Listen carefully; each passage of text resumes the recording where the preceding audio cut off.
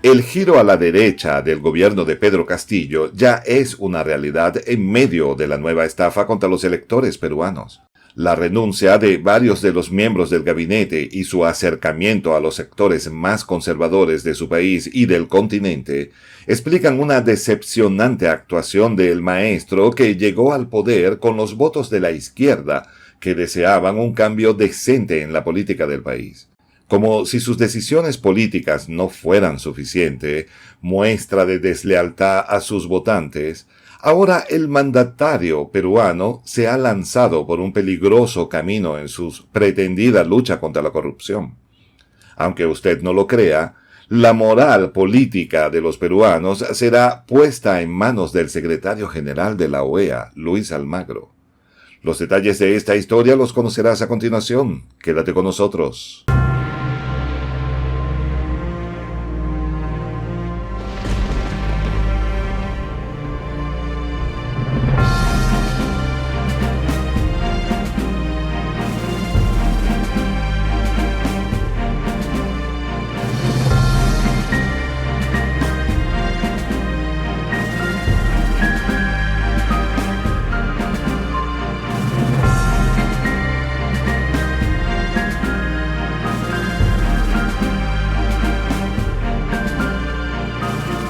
Voz de la Patria Grande.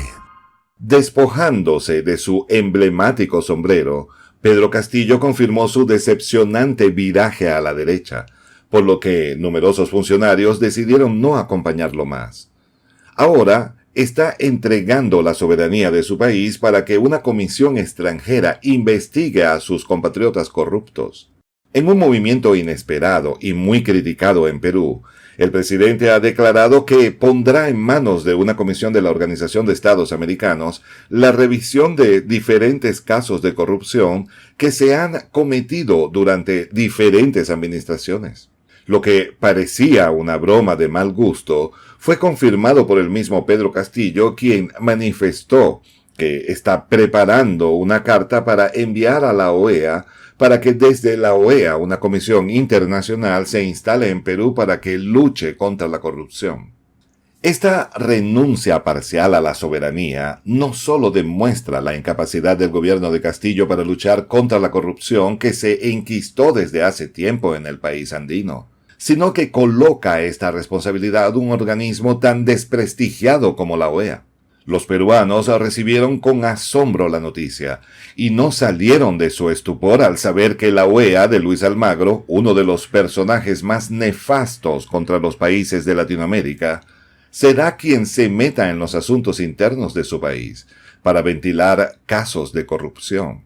Pero la acción de Castillo no solo se queda en pedir la intervención de esta comisión de la OEA, sino que piensa otorgarle competencias para sancionar a los funcionarios peruanos de su gobierno o de gobiernos anteriores que sean hallados culpables de corrupción.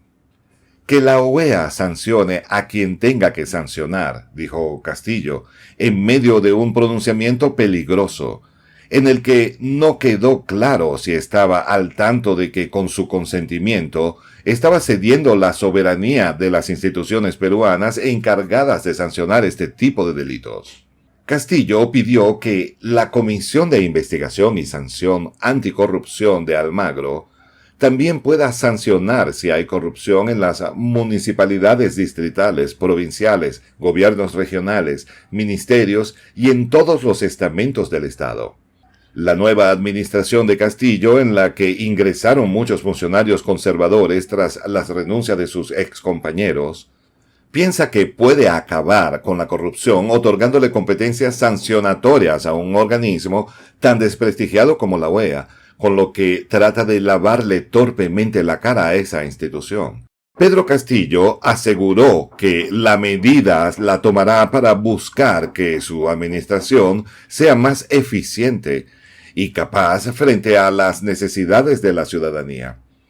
El presidente aseguró, para asombro de los ciudadanos de su país, que en esta comisión habrá más transparencia en la administración pública. La OEA, dirigida por el nefasto Luis Almagro, se había alejado del gobierno peruano luego de la victoria de Pedro Castillo y de que éste retiró a su país del llamado Grupo de Lima, que pretendía acorralar al gobierno de Venezuela y aislarlo política y económicamente. Pero tras el giro a la derecha que ha venido demostrando el presidente peruano en los últimos meses, se han retomado los lazos no solo con la OEA, sino con otros organismos políticos y económicos usados por Washington para tutelar a los gobiernos de la región. Castillo sostiene que el dinero del pueblo tiene que ser para el pueblo, pero no ha logrado explicar con qué dinero se pagará a la comisión de la OEA que invitó a su país para juzgar a sus compatriotas en materia de corrupción en las instituciones del Estado. La OEA ya tiene algo de experiencia en misiones anticorrupción en otros países de la región, con resultados muy adversos. Fue el caso de la comisión que se instaló desde 2016 en Honduras con el gobierno de Juan Orlando Hernández, que terminó salpicada en casos de corrupción por lo que su responsable tuvo que renunciar. En el supuesto propósito de ayudar a contener la impunidad en el país centroamericano y fortalecer las instituciones, el enviado de la OEA a Honduras, Juan Jiménez, denunció las acciones de Almagro y su complicidad con varias irregularidades en el funcionamiento de la misión. Luis Almagro ha querido presentarse como un luchador contra la corrupción en la región, pero ha salido salpicado de muchas irregularidades y señalado por varios funcionarios de la propia OEA de tener prácticas vinculadas con la inmoralidad y la corrupción. La invitación del gobierno de Pedro Castillo a la OEA para que llegue a Perú a luchar contra la corrupción en el país coincide con la radicalización de su gobierno hacia la derecha, renunciando a los postulados que lo llevaron a la presidencia. Para muchos, la decisión de Héctor Valer como nuevo primer ministro de gobierno ha terminado de espantar a los pocos que aún tenían esperanzas de que el gobierno de Castillo retomara el camino que marcó su oferta electoral durante la campaña. Valer se inició en la política en el Partido Conservador APRA, para luego pasar a la Unión por el Perú, Perú Nación, y más recientemente militó en Renovación Popular, un partido que postuló a la presidencia a Rafael López Aliaga, un derechista equivalente a Jair Bolsonaro, pero en Perú. Catalogado como el mayor ejemplo de la transfuga peruano, Héctor Valer fue expulsado de su grupo parlamentario por desleal, cuando empezó su acercamiento con el Partido Perú Libre, que es al que pertenece el presidente Pedro Castillo. La salida de los ministros Pedro Franque, de Economía, y Anaí Durán, de la Mujer, envía un mensaje muy claro sobre el rumbo que tomó el gobierno de Castillo, deslindándose de sus aliados de izquierda y dando inicio a una repartición de cuotas para bloquear una posibilidad de vacancia presidencial. En solo 6 meses de gobierno, el gabinete de Pedro Castillo ha sido modificado 3 veces.